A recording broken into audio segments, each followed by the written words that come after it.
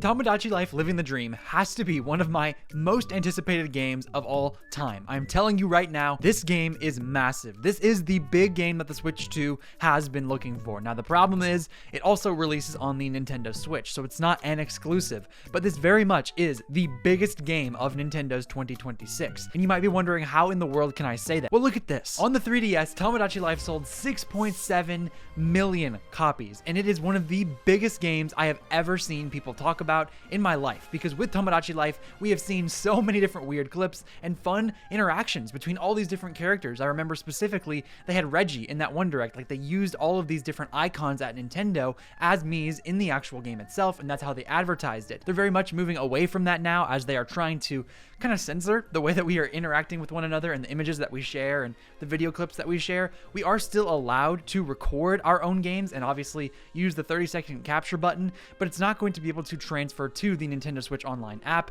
and be able to put it on Twitter or however you do that normally. And if you really think about it, 6.7 million for a series like this, for a game like that in Tomodachi Life, and now with Tomodachi Life Living the Dream, I just can't fathom how big of a number that actually is. We are so spoiled with the Switch and all of those big numbers that we saw. Mario Odyssey, Breath of the Wild, all selling over 30 million copies, with Animal Crossing going crazy over, what, 40, 50 million? And then Mario Kart 8 Deluxe selling an absurd 60 plus million. It's just ridiculous. Those numbers are bonkers. And that's because of what I would like to coin here as the Nintendo Switch effect. Now, I know I had one of my very first videos on this idea of how the Switch just made everything better, made everything sell a little bit better, made everything more interesting to people, and made things more accessible.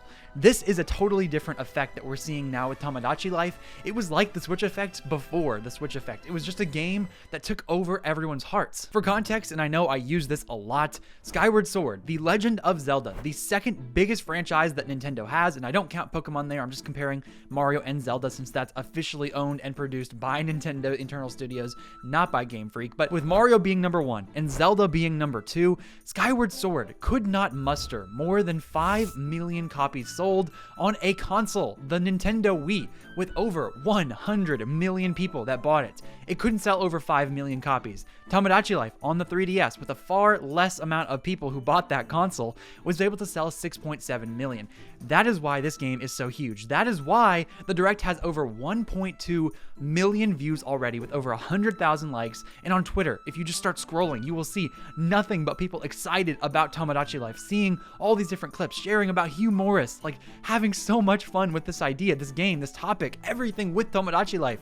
It means something, man. This is big. This is cultural. This is something that Nintendo has needed desperately since the launch of the Switch 2. This is something that can genuinely turn the tide. I want you to imagine that a game like Mother 3 was able to come back out, that we were finally able to get some sort of remake, some sort of re-release, that all of those people that have been forever and ever clamoring for Mother 3 would finally get that game. This is kind of similar to that, in my opinion. This is like getting a sequel to Mother 3 or getting a Mother 3 remake. We are finally getting what we have been clamoring for decades at this point with Tomodachi Life. Tomodachi Life Living the Dream is an answer to that cry. It is exactly what Nintendo wants us to know, is that they are listening to us. This is just another example of them not being this horrible, greedy corporation, but yes, they are here. They are listening to the consumer. They know what we want, and they're producing it. Tomodachi Life Living the Dream has the chance to be one of the biggest games of the year, and I truly do think by the end of this year, it could be sitting at 10 million copies sold within its first year. Now, that is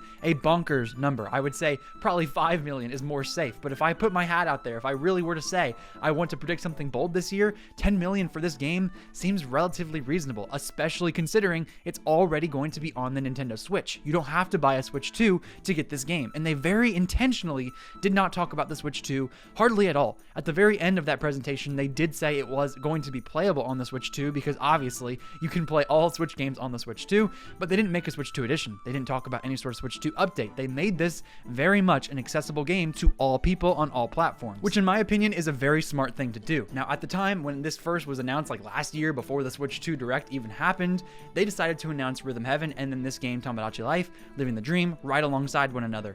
And I was so confident in saying that they will definitely both have Switch 2 editions. Nintendo will want to use the Switch 2 to kind of push forward that whole stuff there, but they didn't do that. They decided, no, we're not going to talk about this. We're just going to say this is a game for all people. A $60 game, by the way, way, not a $70, $60 game that anyone can get into and just have the time of their life. And I can't wait to have the time of my life with this game. So that's a little bit about why Tomodachi Life Living the Dream is such a big deal. Let's talk about what this game is doing different compared to Tomodachi Life back on the 3DS. What has it expanded? Why is it different? And why should you care? Well, they brought back the expanded Mii creator that they had put in Miitopia, that re-release on the Switch, like what, in 2021, I believe? And that Mii creator was able to use so many different types of things to make the Mii look as realistic to whatever you were trying to represent as possible. There were so many different things, like with Freddy Fazbear and all these crazy iterations of Miis that they were able to create with this in-depth creator. I think they even added a little bit more compared to that one. I never played Miitopia personally, but I know a lot of people were saying, like, man,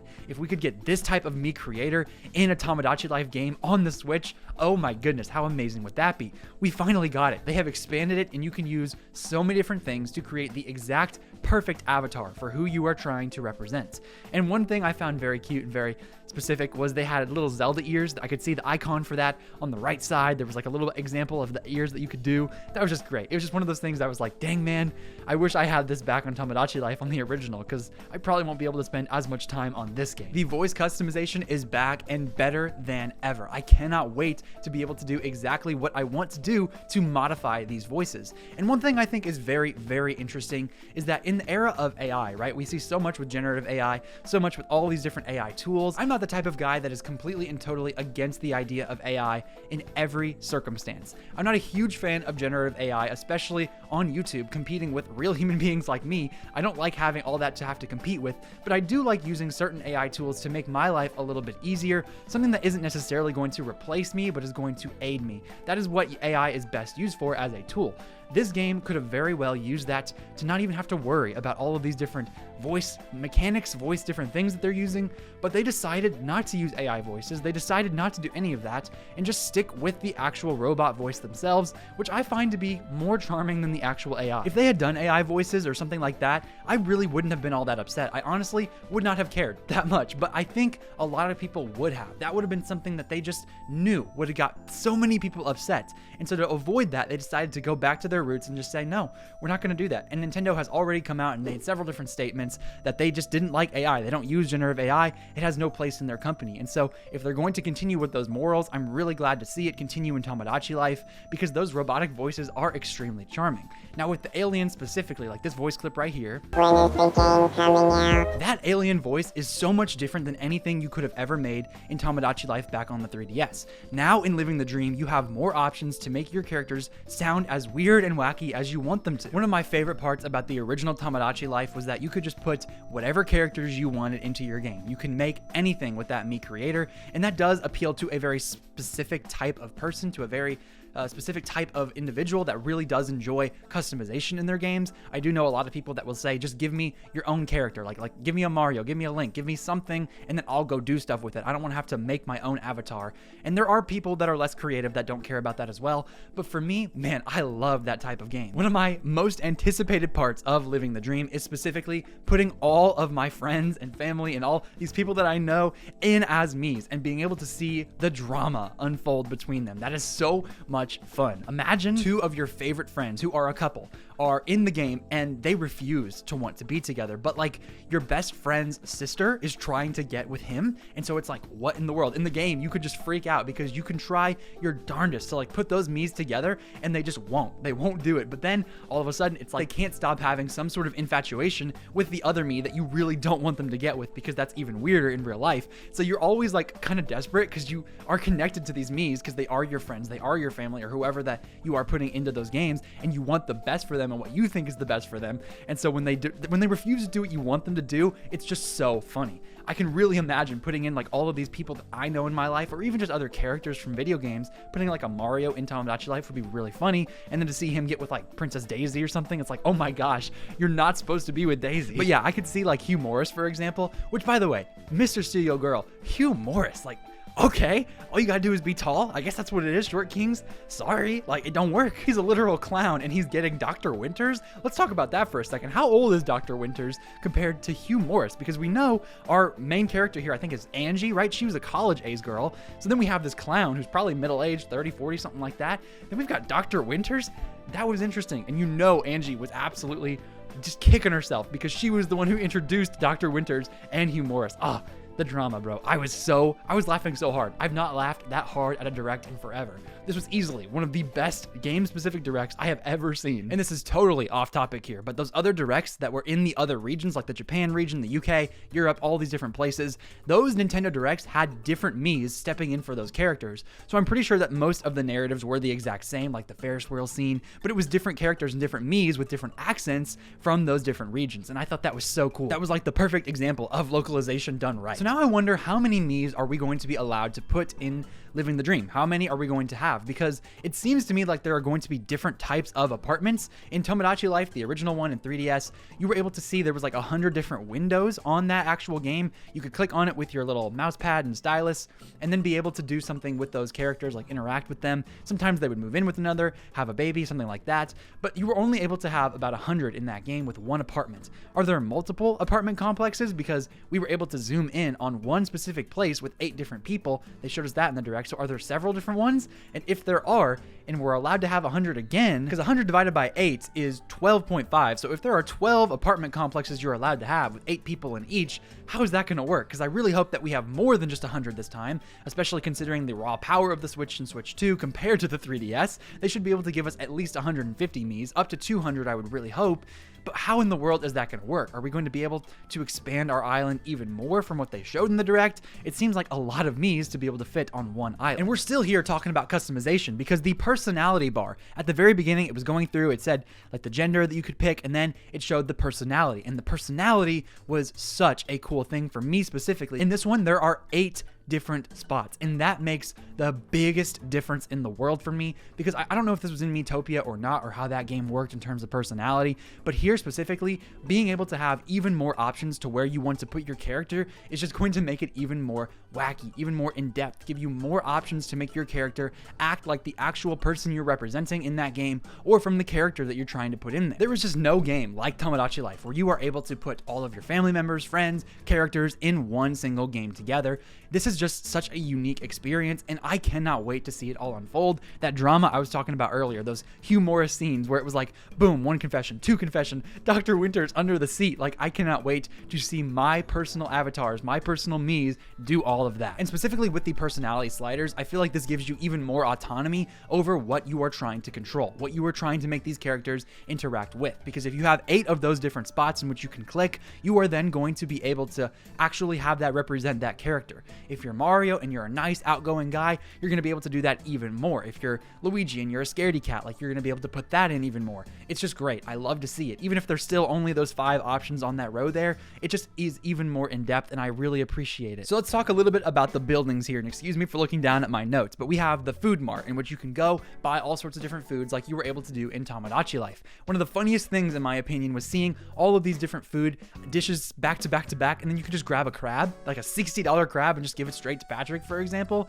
That cracked me up because that also made me think, how does the economy work in this game? Now, I'm sure this isn't any Austin video coming up shortly, coming up soon whenever this game does release in April, but I don't know, because in the initial Tomodachi Life game, I cannot remember for the life of me how you get more money. I remember specifically that the Miis would walk around to this one specific spot and give you donations, but that was pretty much it, wasn't it? Were there other ways to get money? How are you supposed to make so much money in this game, especially considering you're going to need it more than ever? You're not just buying stuff for your Miis this time around, you are also being able to construct and customize the island around you, which we will get into in a bit. But how do we make money? Like, they need to tell us more about that, or maybe there'll be a way for us to like make money by doing jobs. I don't know, but I can't wait to find out how that works, because it truly does seem like money is more important than ever in this game, and there's going to be even more expensive stuff to eventually save up to. So I just can't wait. Let's see what they got. Then they've got the wear and wear shop, which is basically just a clothes customization spot. You can buy like a hot dog costume for your characters, do all these crazy different things. Then you have the news station making its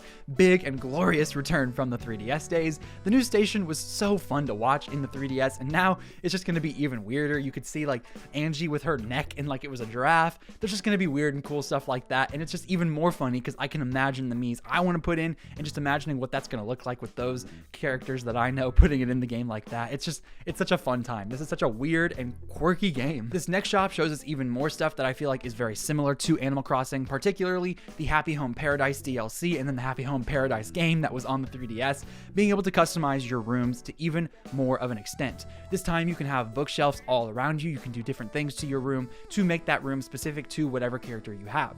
In the game, they showed, I think it was Mocha the bear, having a bunch of bears around them. And I thought that was really interesting because it's almost like the human equivalent of me having a bunch of human ragdolls sitting around. And that was just weird as heck, but stuff like that is really fun. One of the first thoughts I had was if someone wanted to make like a Beauty and the Beast type room and then have Belle be in this huge bookstore room, that was really cool. But yeah, just having those rooms be able to do pretty much whatever you want is great. More customization, more options. It's pretty much always going to be a good thing, especially in games like this. Nintendo, take notes for other games, make more options for your other games, please. Then you have the marketplace, which is kind of interesting because it seems like you can't know what you're gonna buy. It's like mystery boxes every single time, and they buy one, and then there's like a lion. What are you supposed to do with a lion? It was like a PNG of a lion. So do you just like give people a pet lion? Does it move around? Will it be like the pet where you can put a PNG of like a dog or like whatever you make and like have a pet lion? Is that how that works? I don't know, but that was so funny. I was just like, what is this lion doing here? Then we have the Photo Tomo returning back from the 3DS game. You could basically put all of your Miis together in these fun little like family photo shoot type vibe places. Those games were always so weird and quirky, and just here we are seeing more of that again. Then, as I kind of alluded to a little bit earlier, we have the palette house where you can make all of these different designs, probably with the mouse functionality on the Switch 2. They didn't talk about that because they didn't have any sort of Switch 2 specific stuff, but I would be shocked if you couldn't use that mouse. You can customize what kind of pets you want to have jumping around with you. So honestly, it doesn't even have to be a pet. You can just make whatever abomination you want, like some sort of weird Muppet or something, and then you could have it walk around with you. You could probably do that lion like earlier. That's really cool. You can design what is on the TV, so that way if one of your Miis does have a TV in their room, you can make it look like that they are watching something, which, oh boy, that's horrific in my opinion because so many people are going to do some crazy things with that. You can even make patterns for sweaters in which like you had a Patrick sweater where it was just his face over and over and over again that glue in the dark. You can customize the very ground you walk on, the actual building textures themselves. One thing I did notice with that though is that with those textures, they have to be a little bit more low res. So they're not looking as great as they graphically could because those textures are basically just you customizing different things together, and they weren't able to put a level of polish on each and every one of those that they would with the actual base game textures that they put in. That's something you're just going to want to keep in mind because if you're having a building texture that they gave you automatically, that's something that's going to be a little bit more polished. Your own textures are going to make everything look a little bit worse. So there's a little bit of give and take there, but it still is really cool to know your entire island can basically be the only pattern that you make. It can be whatever you want. And speaking of island customization, making everything the way you want, you can do whatever you want with this place. Like, it's not even bound to any one specific sphere. You can make different worlds like in 3D Mario type games or 2D Mario type games. You can make a big me. You can make one big picture. You can do all sorts of different things. People are going to go crazy with that. That's not necessarily something I'm super interested in because that's more of like the customization that doesn't have a lot to do with anything. It doesn't give me anything other than the satisfaction of having finished it, which, hey, more power to you. But for me personally, I'm probably just going to keep whatever island I want or maybe even make some big area, then put everything in whatever order I do. They introduced the concept of little quirks, and I cannot remember if this is something that was in Tomodachi Life or not, but basically they gave Hugh Morris one and he kind of did that little weird pose that was really funny. They gave Dr. Winters one. They gave another one a type of quirk to where he was like walking over hunchbacked. It was so weird, but that's going to help even more authenticity for your character. Make your character exactly the type that you're trying to make them. Then we have the Mii Romance, which of course has even more options now. They decided back when Tomodachi Life released to not put in any sort of gay marriage or anything like that. And then they were able to change that back now with non-binary stuff as well. Even more options for people. Then in the customization of that romance, you were also able to see even more crazy stuff in this game because with more characters, more options to live together, more options to do whatever the heck you want, you are then going to be able to have even more crazy, dramatic encounters. Like I just keep saying over and over again, but that is truly what I cannot wait to see. And of course, this game is called Tomodachi Life. Tomodachi is a word for friend in Japanese, and so this game is all about friendships and making those friendships with Miis. I can't wait to see even more about how those Miis are going to interact and how those friendships will evolve. Oh boy, then the absolute worst part of this direct, the release date, April 16th. We have to wait so long. It feels like it's not that long. I know, I'm complaining here. April 16th is not that bad, but I want this game yesterday. I want this game so bad. I cannot remember the last time I yearned from the bottom of my soul for a game like this. It was probably Mario Odyssey, to be honest with you. Like, I was counting the days for that game, and I'm busier now. I'm not going to be counting the days, but by the time March rolls around, I'm going to be wondering, dang, how long is it going to be till April? Like, can we get this game already, please? So yeah, that was pretty much every single reason that Tomodachi Life Living the Dream is going to be Nintendo's biggest game of 2026. And yeah, just look forward to another video talking about the concept of big games. So those are my thoughts on Tomodachi Life Living the Dream. I hope you are as excited as I am. Make sure you drop a comment down below telling me exactly how you feel for this game, what you are most excited about with these new updates and additions. Make sure you also click that notification bell, like and subscribe to get more from the channel. Make sure you consider joining my membership program, just a few bucks a month, to help support me as a content creator. It really does help, and you get a couple cool perks for yourself. So if you enjoyed this video, make sure you click on the left side of your screen to see my video talking about the Amiibo Revolution, which is even more about that now. They dropped the price of the Amiibo overall. And click on the right side of your screen if you want to see my reactions to Tomodachi Life Living the Dream's announcement. Thank you so much for making it to the end of the video. Make sure you have yourself a phenomenal day. This has been Ray's Nintendo Talk. I have been Ray, and I will see you all in the next video.